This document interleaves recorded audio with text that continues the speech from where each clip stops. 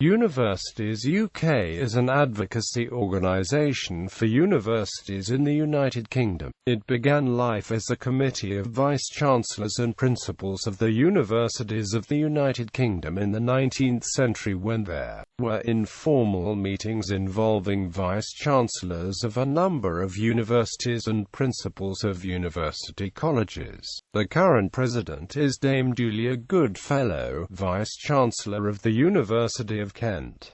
The current chief executive is Nicola Dandridge. In 1918, the first consultative meeting of all vice-chancellors was held. At the time, the committee consisted of just 22 universities and university colleges. In 1930, under the chairmanship of Sir Charles Grant Robertson, vice-chancellors secured a mandate from the respective universities that it is desirable in the common interests of the United Kingdom to constitute a committee of vice-chancellors and principals for purposes of mutual consultation. In the early 1980s, they commissioned the Jarrett Report, published in 1985, which framed universities as businesses delivering a product to student consumers. Over the succeeding years, the number of universities increased as a result of new universities being created and the change in legislation in 1992, which recognized the former polytechnics as universities, thus doubling and diversifying the membership. On the 1st of December 2000,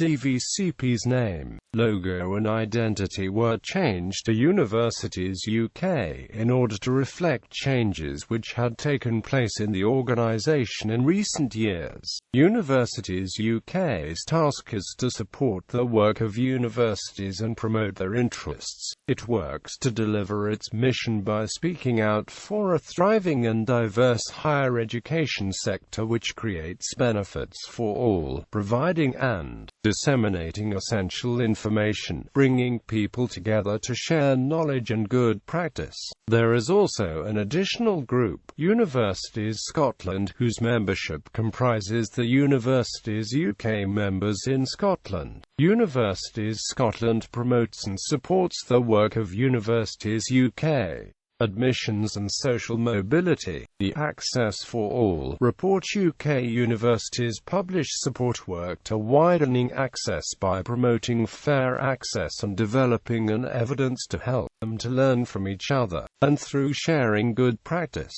The percentage of state-educated school students at the prestigious Russell Group universities has been falling. State-educated secondary school pupils eligible for free school meals are very much less likely to go to Oxbridge than privately educated pupils. Overall, more young people are entering university than previously, and it is hoped this will improve social mobility. Cutbacks in government funding for students may deter poorer potential students from going to university, according to the education charity Sutton Trust. Advice regarding segregation. In November 2013, Universities UK published the document External Speakers in Higher Education Institutions, which provoked controversy because it suggested that audiences might be segregated by sex to satisfy the demands of ultra-orthodox religious speakers.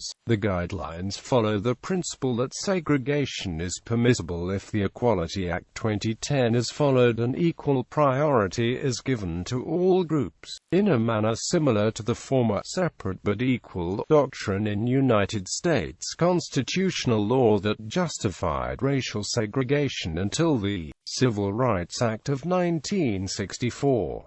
Following comments by Prime Minister David Cameron that universities should not enforce gender segregation on audiences, a case study which triggered this debate was withdrawn. Efficiency and effectiveness. The Efficiency and Effectiveness in Higher Education, a report by the Universities UK Efficiency and Modernisation Task Group chaired by Ian Diamond, launched in 2011. In response to the report, the Efficiency Exchange was set up to help higher education institutions to share ideas and good practice. The exchange facilitates the sharing of resources. Health. University's UK Health Work Programme addresses the NHS education reforms, research and innovation and AHSN's healthcare employment and health education regulation. In 2012, a picture of health and education was published which depicts the vital connections between higher education and healthcare. EU referendum. In July 2015, UK launched a campaign in support of the UK's continuing membership of the EU, which generated wide media coverage. This was criticised by some Conservative and UKIP members of the European Parliament, who said that such political activity undertaken by a registered charity which is largely state-funded was wrong.